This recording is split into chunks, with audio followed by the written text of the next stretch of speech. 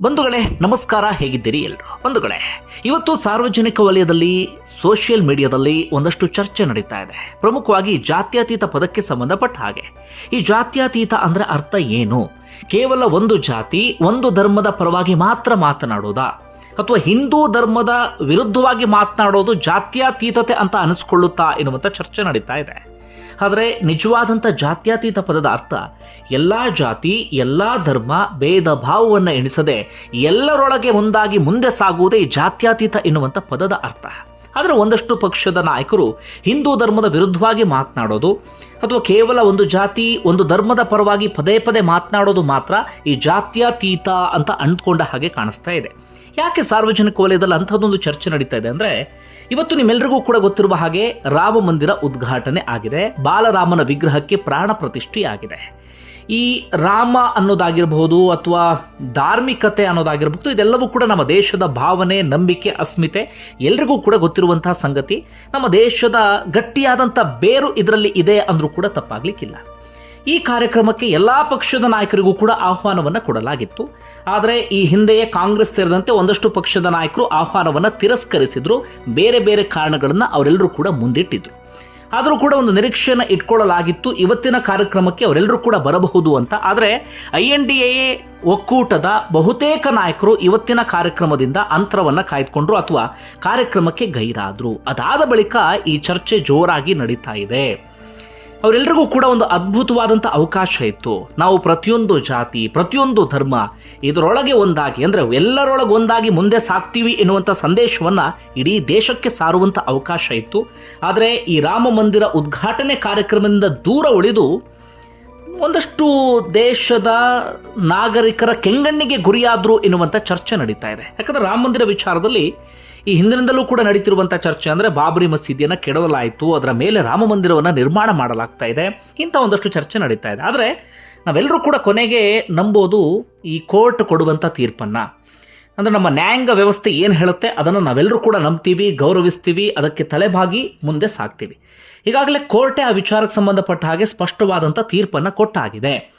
ಈ ವಿವಾದಿತ ಜಾಗ ರಾಮಲಲ್ಲಾಗೆ ಸೇರಿದ್ದು, ಜೊತೆಗೆ ಮಸೀದಿಗೂ ಕೂಡ 5 ಎಕರೆ ಜಾಗವನ್ನು ಕೊಡಬೇಕು ಅಂತ, ಜೊತೆಗೆ ಮುಸ್ಲಿಂ ಸಮುದಾಯದವರು ಕೂಡ ಅದನ್ನು ಒಪ್ಕೊಂಡಿದ್ದಾರೆ. ಒಂದಷ್ಟು ಆರಂಭದಲ್ಲಿ ತಕರಾರನ್ನು ತೆಗೆದರೂ ಕೂಡ ಅವರು ಕೂಡ ಒಪ್ಕೊಂಡಿದ್ದಾರೆ. ಓಕೆ, ಕೋರ್ಟ್ನ ತೀರ್ಪನ್ನು ನಾವು ತಲೆಬಾಗಿ ಗೌರವಿಸ್ತೀವಿ ಎನ್ನುವ ರೀತಿಯಲ್ಲಿ.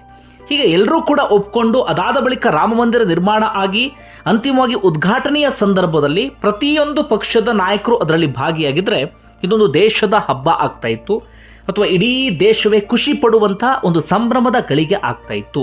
ಆದರೆ ಒಂದಷ್ಟು ಪಕ್ಷದ ನಾಯಕರು ಅಂತರವನ್ನು ಕಾಯ್ಕೊಂಡು ಬಿಟ್ಟರು.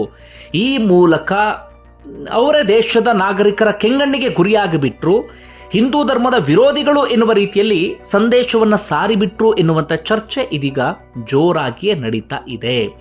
ಎಲ್ಲರಿಗೂ ಕೂಡ ಇವತ್ತಿನ ಕಾರ್ಯಕ್ರಮದಲ್ಲಿ ಭಾಗಿಯಾಗಿ ಅದ್ಭುತವಾದಂಥ ಸಂದೇಶ ಸಾರುವಂಥ ಅವಕಾಶ ಇದ್ರೂ ಕೂಡ ಆ ಅವಕಾಶವನ್ನು ಅವರೇ ಕೈ ಚೆಲ್ಕೊಂಡು ಬಿಟ್ರು ಎನ್ನುವಂಥ ಮಾತುಗಳು ಕೂಡ ಇದೀಗ ಬಲವಾಗಿಯೇ ಕೇಳಿ ಬರ್ತಾ ಇದೆ. ಅದಕ್ಕೆ ಈಗಾಗಲೇ ಕಾಂಗ್ರೆಸ್ನ ನಾಯಕರು ಕೊಡ್ತಿದ್ದಂಥ ಕಾರಣ ಅಂದರೆ ರಾಮ ಮಂದಿರ ಅಪೂರ್ಣವಾಗಿದೆ, ಲೋಕಸಭೆ ಚುನಾವಣೆ ಸನಿಹದಲ್ಲಿರುವಂಥ ಸಂದರ್ಭದಲ್ಲಿ ಉದ್ಘಾಟನೆ ಮಾಡ್ತಿರೋದು ಯಾಕೆ, ರಾಜಕೀಯ ಲಾಭವನ್ನು ಪಡೆದುಕೊಳ್ಳುವ ಕಾರಣಕ್ಕಾಗಿ ಇಂಥದ್ದೊಂದು ಕೆಲಸವನ್ನು ಮಾಡ್ತಿದ್ದಾರೆ ಅಂತ.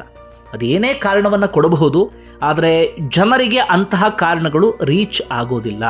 ಸದ್ಯ ಕಾಂಗ್ರೆಸ್ ಸೇರಿದಂತೆ ಬಹುತೇಕ ಪಕ್ಷದ ನಾಯಕರು ದೇಶದ ಜನರ ಕೆಂಗಣ್ಣಿಗೆ ಗುರಿಯಾಗಿ ಆಗಿದೆ.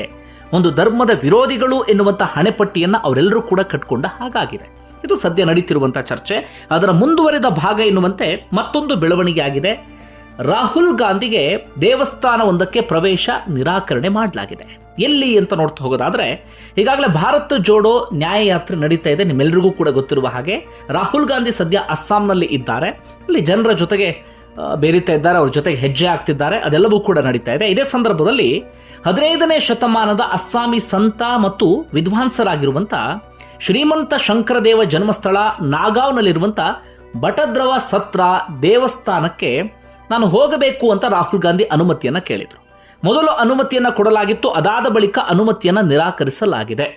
ಅನುಮತಿ ನಿರಾಕರಿಸೋದಕ್ಕೆ ಅವರು ಕೊಡ್ತಿರುವಂಥ ಕಾರಣ ಅಸ್ಸಾಂ CM ಸೇರಿದಂತೆ ಅಧಿಕಾರಿಗಳು ಕೊಡ್ತಿರುವಂಥ ಕಾರಣ ಏನಪ್ಪ ಅಂದರೆ ಅಲ್ಲಿ ರಾಮ ಮಂದಿರ ಉದ್ಘಾಟನೆ ಅಯೋಧ್ಯೆಯಲ್ಲಿ ನಡೀತಿರುವಂಥ ಕಾರಣಕ್ಕಾಗಿ ಇಲ್ಲೂ ಕೂಡ ಒಂದಷ್ಟು ವಿಶೇಷವಾದಂಥ ಕಾರ್ಯಕ್ರಮವನ್ನು ಹಮ್ಮಿಕೊಂಡಿದ್ದೇವೆ, ಸಾಕಷ್ಟು ಜನ ಬರ್ತಾರೆ, ಆಗ ರಾಹುಲ್ ಗಾಂಧಿ ಬಂದರೆ ನೂಕುನುಗ್ಗಲು ಆಗಬಹುದು ಅಥವಾ ಒಂದಷ್ಟು ಸಂಘರ್ಷ ಅಂತಹ ವಾತಾವರಣ ನಿರ್ಮಾಣ ಆಗಬಹುದು, ಈ ಕಾರಣಕ್ಕಾಗಿ ಪ್ರವೇಶವನ್ನು ನಿರಾಕರಿಸಿದ್ದೇವೆ ಅಂತ.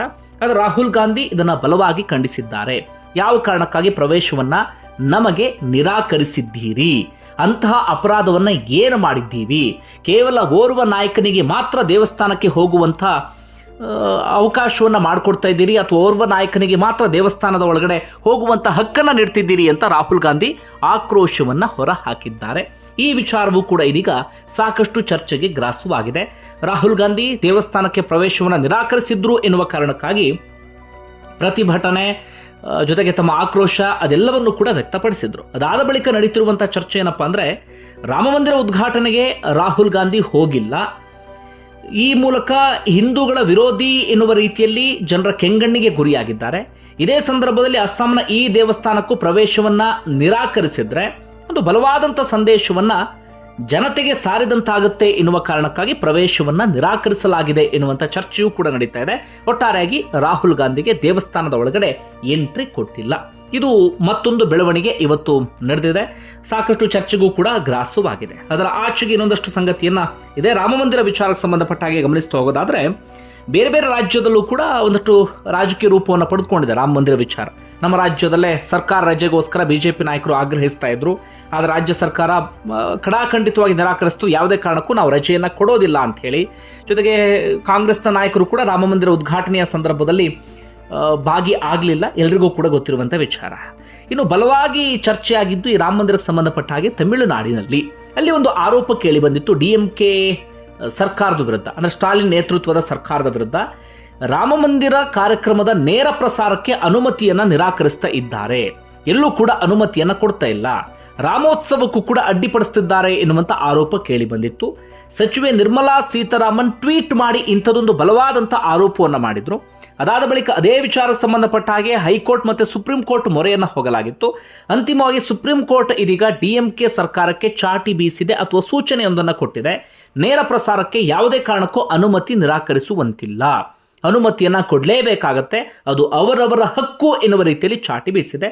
ಆದರೆ DMK ನಾಯಕರು ಹೇಳ್ತಾ ಇದ್ದಾರೆ, ಇದೊಂದು ರಾಜಕೀಯ ರೂಪವನ್ನು ಕೊಟ್ಟಿದ್ದಾರೆ, ನಾವು ಯಾವುದೇ ರೀತಿಯಲ್ಲೂ ಕೂಡ ಅನುಮತಿಯನ್ನು ನಿರಾಕರಿಸಿರಲಿಲ್ಲ, ಉದ್ದೇಶಪೂರ್ವಕವಾಗಿ ನಮ್ಮ ಸರ್ಕಾರವನ್ನು ಬೇರೆ ರೀತಿಯಲ್ಲಿ ಬಿಂಬಿಸುವಂಥ ಕಾರಣಕ್ಕಾಗಿ ಇಂಥದ್ದೊಂದು ವಿಚಾರವನ್ನು ಕೆದಕಿದ್ದಾರೆ ಎನ್ನುವಂಥ ವಿಚಾರವನ್ನು ಹೇಳ್ತಿದ್ದಾರೆ.